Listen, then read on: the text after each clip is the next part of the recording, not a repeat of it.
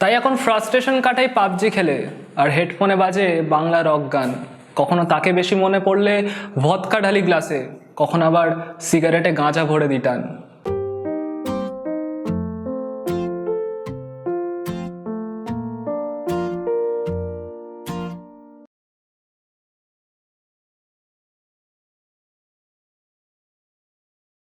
তখন আমার ক্লাস 11, ঘুড়ি লাটাই আর ধুলো মাখা বিকেল।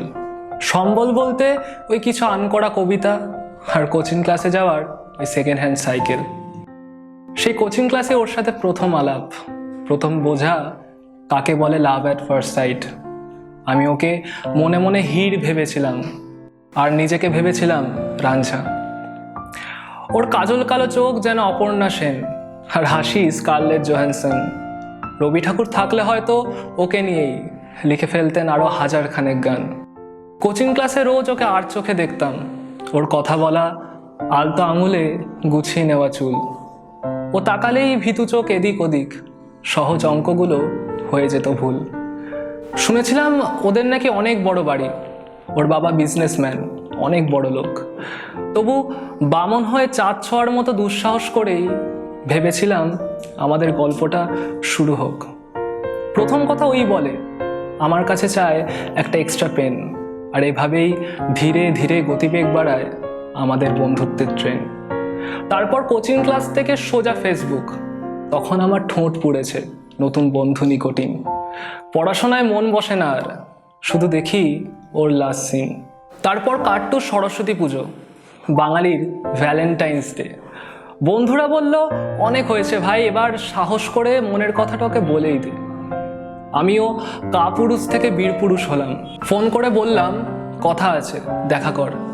ঠিক 15 মিনিট বাদে ও এলো একটা নীল শাড়িতে। সেদিন বৈশাখ ছিল না যদিও, তবু মনের ভেতর উঠেছিল কাল বৈশাখী ঝড়।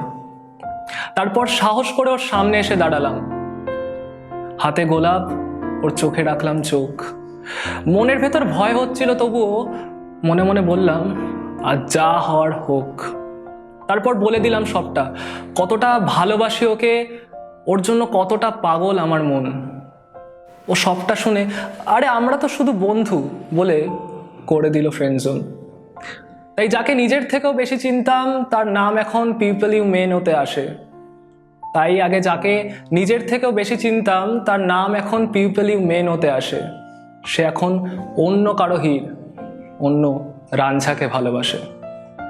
তাই এখন ফ্রাস্ট্রেশন কাটাই পাবজি খেলে আর হেডফোনে বাজে বাংলা রক গান। কখনো তাকে বেশি মনে পড়লে ভদকা ঢালি গ্লাসে, কখনো আবার সিগারেটে গাঁজা ভরে দিটান। তারপর শুধু খিস্তি করি, বলি আমিও তোমায় ছাড়াই ভালো আছি সুইটহার্ট। ওসব ভালোবাসা প্রেম